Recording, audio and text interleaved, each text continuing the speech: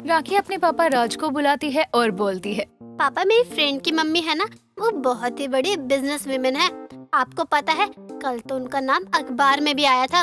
पूरे स्कूल में मेरी फ्रेंड और उसकी मम्मी का नाम चलता है। हाँ, आजकल तो औरतों ने सच में बहुत तरक्की कर ली है। वो जमाना चला गया जब औरतें डरी सहमी रहती थीं। आज का जमाना है जब औरतों को अपने हक के लिए आवाज उठानी आती है। सच में पापा, मेरी फ्रेंड की मम्मी तो हम सब के लिए एक इंस्पिरेशन है कि अगर हमें अपना नाम बनाना है तो घर में बस चूल्हे चौके में नहीं बनता, अपने कदम को बाहर निकालना पड़ता है। तभी तो बेटा मैं चाहता हूँ मेरे तीनों बच्चे इतने पढ़ लिख जाएं कि कभी किसी के आगे हाथ ना फैलाना पड़े उन्हें। और सबसे ज्यादा राखी बेटा तुम्हें ही अपनी पढ़ाई पर ध्यान देना चाहिए। राज इतना बोलता ही है कि तभी वहाँ पर नलिन आ जाता है और हंसते हुए कहता है, पापा आप ये क्या बोल रहे हो? और लड़कियों को आगे चलकर बस घर ही तो संभालना होता है। अब घर संभालने के लिए कोई पढ़ाई की जरूरत तो है ही नहीं। नहीं बेटा, ये तुम बहुत ही गलत सोचते हो। तुमने बस अपनी माँ को देखा है जिसे घर की चार दीवारी के बाहर कुछ नहीं पता, लेकिन बाहर आजकल सब कुछ औरतें ही संभालती हैं और ये बहुत अच्छी बात है।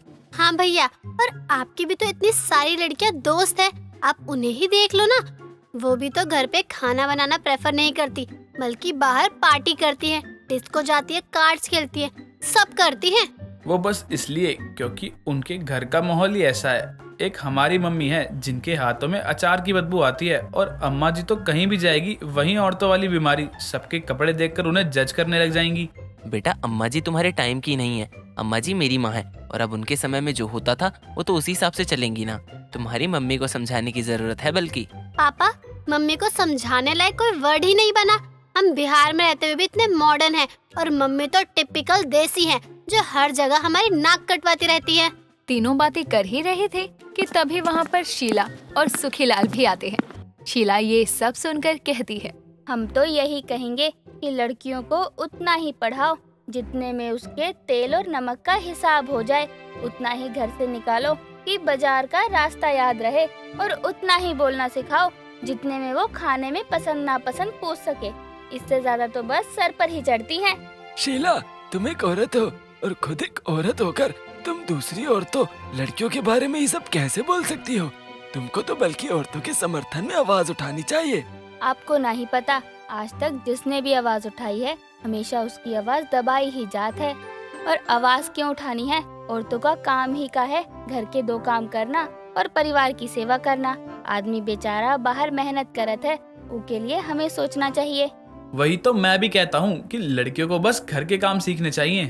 तुम सबको एक दूसरे को नीचा दिखाने से ही खुशी मिलत है ना, तो जाओ खुश रहो। लेकिन यहाँ खड़ा हर एक इंसान जानत है कि औरतें भी सब कर सकत है। सुखीलाल इतना बोलकर वहाँ से जाता है। बाकी सबकी भी ऐसी थोड़ी देर बातें होती है और कुछ देर बाद सब अपने अपने काम में लग जाते हैं। एक ही घर में अलग अलग सोच वाले लोग रहा करते थे। कोई औरतों का साथ दे रहा था, सिवाय अपने घर की औरतों को छोड़कर, तो कोई औरतों को ही नीचे गिरा रहा था। ऐसा ही चलता रहता है। दिन निकल जाता है। अनुपमा भी रात का सबके लिए खाना बना रही थी। राज अपने ऑफिस से घर आ जाता है और पूरा परिवार नलीन, अमर, राखी, शीला, सुखीलाल और राज साथ में बैठकर हंसी मजाक कर रहे थे। अनुपमा रसोई में खाना बना रही थी। तभी वहाँ एक नीतू नाम की औरत अनुज नाम के लड़के के साथ आती है और नीतू सबसे कहती है, जी मुझे अनुपमा जी से मिलना है। ये उनका ही घर है ना, आप उन्हें बुला देंगे? जी आप कौन है? हमने तो आपको नहीं पहचाना। और आपको अनुपमा से क्या काम है? नमस्ते अंकल, आप बस अनुपमा जी को बुला दीजिए। नीतू की बात सुनकर राज अनुपमा को बुलाता है। अनुपमा जैसे ही रसोई से बाहर आती है, अनुज को देखती है तो पहचान जाती है और कहती है, अरे तुम तो वही लड़के हो ना जिसे उस दिन वो लड़की परेशान करत रही। जी आंटी, मैं वही हूँ और मैं यहाँ आपको थैंक यू बोलने आया हूँ। उस दिन अगर आप नहीं होती तो पता नहीं क्या हो जाता मेरे साथ। Thank you so much. Anupama ये लोग कौन है और उस दिन किस दिन की बात हो रही है? कोई हमें बताएगा कि क्या हो रहा है ये सब, और तुम इन लोगों को कैसे जानती हो? जी नमस्कार, मेरा नाम नीतू है। मैं न्याय केंद्र से हूँ, जिसमें महिला या पुरुष किसी के साथ भी कुछ गलत हो तो हमारा केंद्र उसके लिए आवाज उठाता है और पीड़ित व्यक्ति को इंसाफ दिलाता है। हाँ, तो इसमें मेरी मम्मी का क्या काम है? आप यहाँ इनसे मिलने क्यों आए हैं? दरअसल अनुज के साथ कुछ दिनों पहले बाजार में एक घटना हुई थी जिसमें एक लड़की ने अनुज पर झूठा इल्जाम लगाकर फंसाने की कोशिश की थी। वो तो अच्छा है कि अनुपमा जी थी और उन्होंने सारी सच्चाई सबके सामने ले आई, वरना अनुज को बिना किसी गलती की सजा मिल सकती थी। हाँ, नीतू आंटी सही कह रही हैं और मैं यहाँ नीतू आंटी को इसलिए लाया हूँ क्योंकि अनुपमा आंटी की आवाज़ इतनी बुलंद है कि लोगों को अच्छे से समझा सकती है। और आपको नहीं पता उस दिन इन्होंने क्या जादू किया था। वहाँ खड़े लोग सब इनकी तारीफ कर रहे थे और मैं तो इनका फैन हो गया। हमें अनुपमा की आवाज को ऐसे ही जाया नहीं होने देना चाहिए। मैं यहाँ ये बोलने आई हूँ कि अनुपमा जी को हमारे केंद्र से जुड़े होना चाहिए ताकि अनुपमा जी लोगों में जागरूकता फैला सके। क्या आप क्या बोल रहे हैं मम्मी? लोगों में जागरूकता फैलाएंगी? पापा आप सुन रहे हो ना इनकी बात? अरे मम्मी पढ़ी लिखी नहीं है हमारी तरह, इन्हें कुछ नहीं आता है। हाँ, मम्मी को तो प्लस माइनस में भी 4 बार सोचना पड़ता है। और मम्मी को कुकिंग के लिए आप पूछ सकते हो, लेकिन कोई केंद्र से जुड़ने के लिए जिसमें मम्मी को आवाज बनना हो, नहीं, ये नहीं हो सकता। यहाँ हमने एक भी बार पढ़ाई लिखाई का तो जिक्र किया ही नहीं। हम तो बस इतना बोल रहे हैं जो समाज में लोग अच्छाई का मुखौटा पहन रहे हैं उनके खिलाफ बोलना है बस। नहीं, ये सब मेरी बीवी से नहीं होगा। मेरी भी एक हाउस वाइफ है, तो आप लोग मेहरबानी करके उसे अपने हाउस में ही रहने दीजिए। समाज के लिए आप लोग हो तो। हाँ, हमार बिटवा सही बोलत है। अरे औरत घर में ही रहे तब तो वैसे भी कुछ नहीं होगा। और सच में औरतें कम थोड़ी है, बिना बात के मर्द को बदनाम करती रहती हैं। आंटी जी आप सही बोल रही हो, लेकिन जिस तरह से औरतें भी हमेशा सही नहीं होती, ठीक उसी तरह से आदमी भी हमेशा सही नहीं होते। हम यहाँ एक बराबरी की बात कर रहे हैं। जी बिल्कुल। जब हर जगह ये कहा जा रहा है कि आदमी और औरत एक बराबर है, तो फिर क्यों कहीं जगह पर आदमी को आगे रखा जाता है और कहीं जगह पर औरतों को? और हमें अनुपमा जैसी ही औरतों की जरूरत है जो इसमें शामिल हो सके, एक नई आवाज दे समाज को। ना ही हमारी बहुरिया अगर समाज को आवाज देने लग जाएगी तो घर में कलेश भी होने लगेगा। हम आपको आपका काम करने से ना ही रोकत है, तो आप भी हम पर एहसान करो और हमारी बहुरिया को उल्टी पट्टी मत पढ़ाओ। आंटी आप बिना कुछ सुने बिना कुछ जाने ये बात कैसे बोल सकते हैं? बेटा, हम तुम्हें कुछ बदलाव लाने के लिए नहीं रोक रहे हैं, लेकिन अनुपमा को बख्श दो।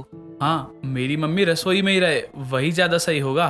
मम्मी को आप लोगों की तरह गली में जाकर नारे लगाने की जरूरत नहीं है।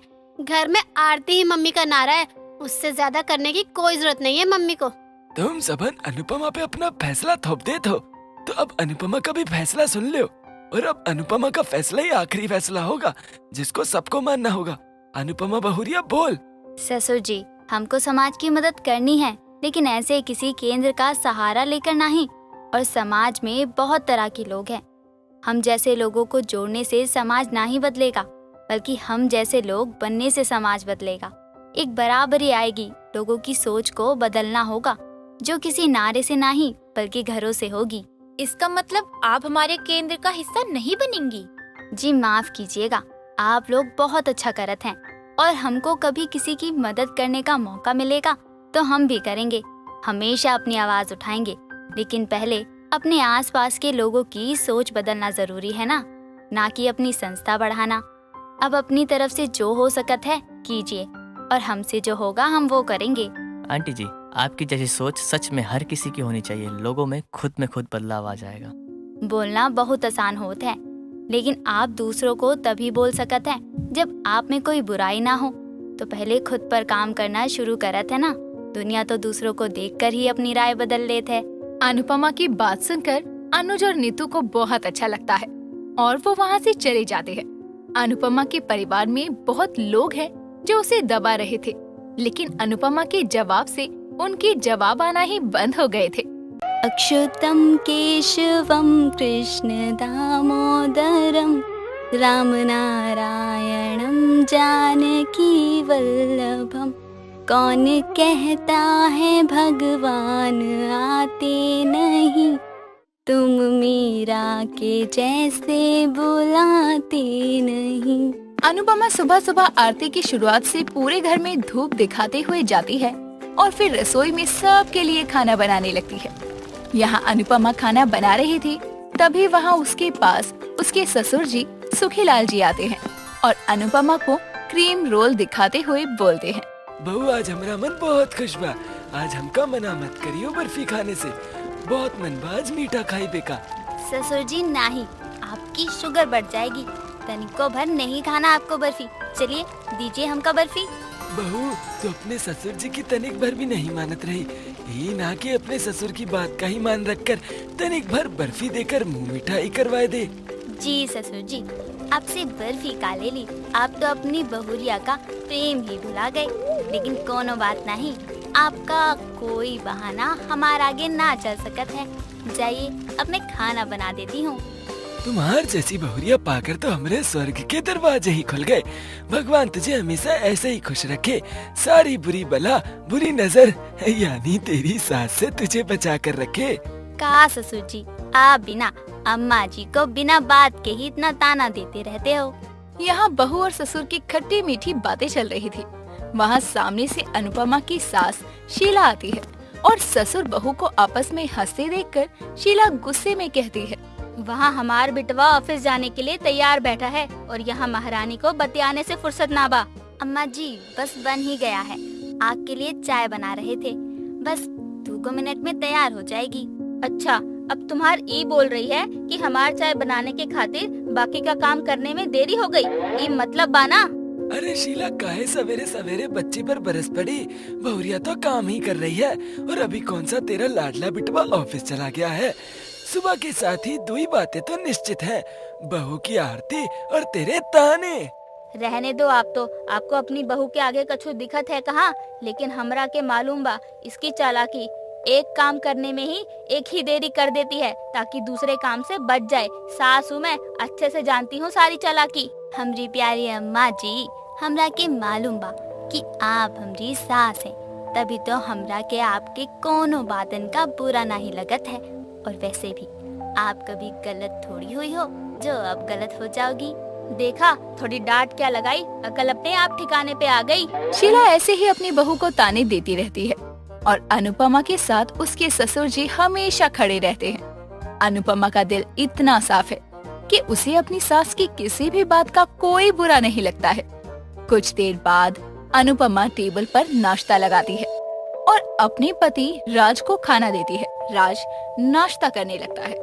जैसे ही राज ऑफिस के लिए निकलने वाला था, तभी अनुपमा के हाथों से राज के ऊपर चाय गिर जाती है और राज बहुत ही गुस्से में आता है और गुस्से में राज बोलता है, तुमसे देखकर काम नहीं किया जाता क्या?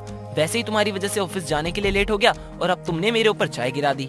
सॉरी, अब जल्दी से कपड़ा बदल लीजिए, हम आपके दूसरे कपड़े निकाल देते हैं। पूरे दिन भर घर पे पड़ी रहती हो और दूसरों का काम बढ़ाने के अलावा तुम्हें कुछ आता भी है? माफ कीजिएगा, गलती से हो गवा, लेकिन बस 2 मिनट दीजिए, हम आपके कपड़े लेकर अभी आवत हैं। अब झटपट तैयार हो जाइएगा। अब यहाँ खड़ी खड़ी क्या कर रही हो? जाओ जल्दी से मेरे कपड़े निकालो। सुबह सुबह दिमाग खराब कर दिया। थोड़ा भी दिमाग नहीं है। बिहार में भले ही रह रहे हैं, लेकिन मैंने कोई कमी नहीं रखी। सारी सुख सुविधा है, फिर भी गवारों वाली आदतें नहीं गई। राज अनुपमा को सुना ही रहा था कि तभी वहाँ शीला आ जाती है और ये सब कुछ होते देखकर शीला बोलती है, देखा बिटवा, एक तो इसकी माँ ने इसे कछु सिखाया नहीं। हमार बिटवा जैसन पति मिल गवा, लेकिन फिर भी कछु बदलाव नहीं आया। इसके मायके वालों को भी थोड़ी शर्म नहीं है कि अपनी बिटिया को कछु सिखा के भेजते। अम्मा जी, अब हर बात में काहे हमरे मायके वालों को बीच में लेकर आवत हैं। देखा बिटवा, ये मुझे कैसन पलट कर जवाब दे रही है। अब तो हमार जिंदगी में यही बचा है, पहले अपनी सास की सुनती थी और अब अपनी बहू की सुन रही हूँ। तुम मेरी माँ से ऐसे बदतमीजी नहीं कर सकती। अपनी औकात मत भूलो। जो काम बोला है वो करो। ज्यादा ना अपना मुंह चलाने की जरूरत नहीं है और ना ही अपना दिमाग चलाने की जरूरत। राज की बात सुनकर अनुपमा वहाँ से चली जाती है और जाकर अपने पति के लिए शर्ट निकाल देती है। अनुपमा का पूरा दिन ऐसे ही काम में निकल रहा था। अनुपमा के सर पर पूरे घर की जिम्मेदारियां थी, लेकिन इस बात का श्रेय आज तक कभी भी अनुपमा को नहीं दिया गया था। उसी शाम अनुपमा आंगन से कपड़े उतार रही थी। तभी अनुपमा का बेटा अमर और बेटी राखी आते हैं और अमर बोलता है, मम्मी, आप तो दिन भर काम ही करती रहती हो, कभी तो खुद को थोड़ा आराम दे दो। मम्मी का काम ही क्या है, बस घर का झाड़ू पोछा लगाना। तुम इसे काम बोलते हो? अरे काम तो पापा करते हैं, ऑफिस में जाते हैं, पूरा दिन काम करना। मम्मी का क्या है, वो तो 2 बर्तन धोकर आराम करती है। इतना ही है ना, तो 1-2 दिन खुद सारा काम करके देखो, तब पता चलेगा कि मम्मी कितना काम करती है। अरे मम्मी जिस दिन घर पे ना मिले ना, तुम पूरा घर सर पे उठा लेती हो। हाँ तो क्या हुआ, मेरी मम्मी है, अब मेरी मम्मी अपने मायके क्यों जाए? ये है मम्मी का घर, वहाँ जाना ही क्यों है? और वो घर कितना छोटा है, मैं तो वहाँ जाना कभी पसंद ही ना करूँ। राखी बिटिया, ऐसे ना ही बोलते। वो तुम्हारा ननिहाल है और वहाँ सभी लोगन तुमसे बहुत प्यार करत हैं।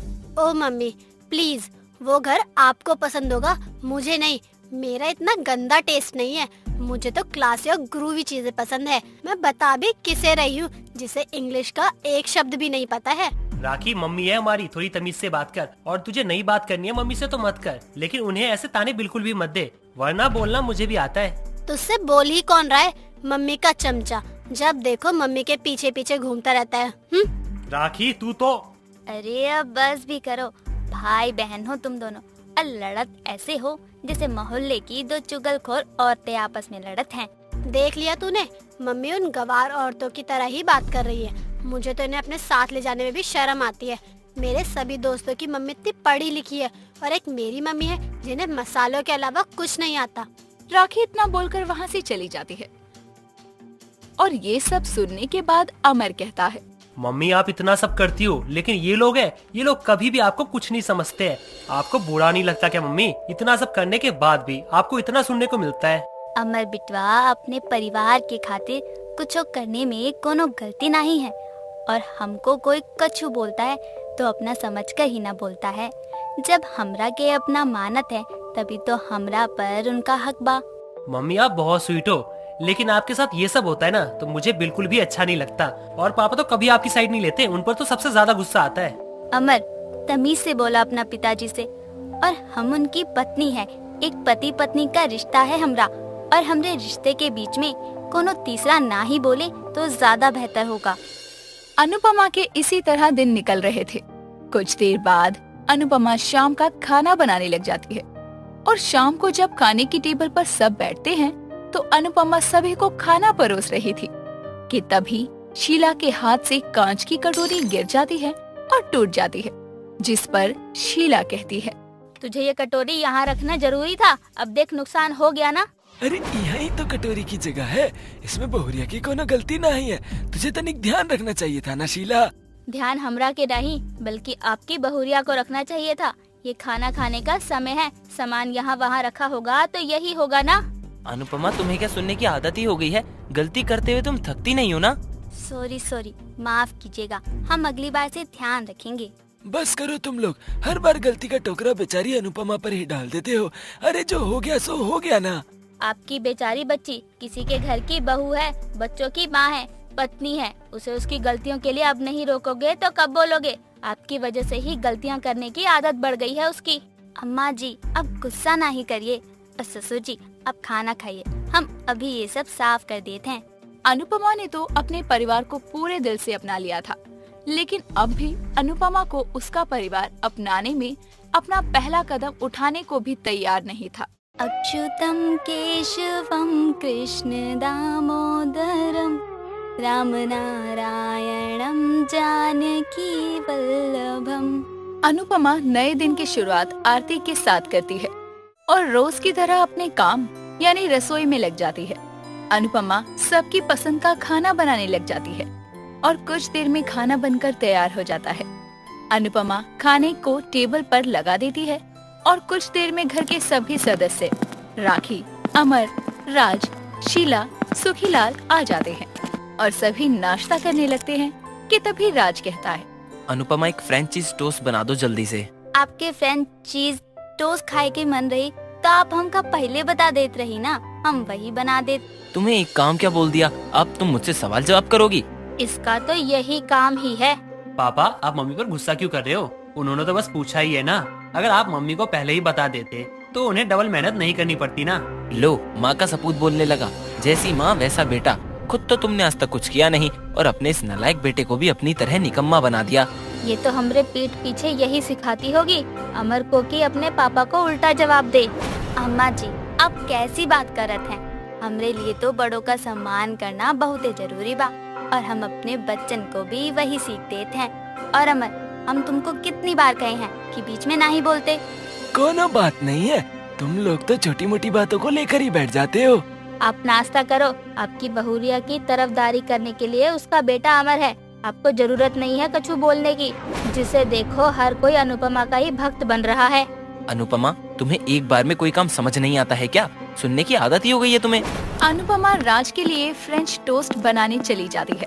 थोड़ी देर बाद अनुपमा फ्रेंच टोस्ट बनाकर ले आती है तो वहाँ राज की ऑफिस की कुलीग भाव्या आई हुई थी। भाव्या राज के लिए केक लेकर आई थी और राज को केक खिलाते हुए भाव्या कहती है, वी कांग्रेट्स, आज तुम्हें सीनियर मैनेजर की पोस्ट मिलने वाली है। मैं तुम्हारे लिए बहुत खुश हूँ। अरे भव्या बहन प्रणाम, कैसन हो आप? यहाँ कब आई? हमको तो पता ही नहीं चला।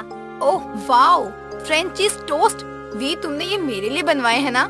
हाँ, तुमने बताया था ना आज आने वाली हो घर पर, तो मैंने तुम्हारे लिए फ्रेंच चीज टोस्ट बनवा लिए। मेरी इतनी बड़ी खुशी में तुम्हारा पूरा पूरा हाथ है, तो तुम्हारे लिए इतना तो बनता है ना। You are the very best V. तुम्हें सब पता रहता है कि मुझे क्या पसंद है और क्या खाने का मन है।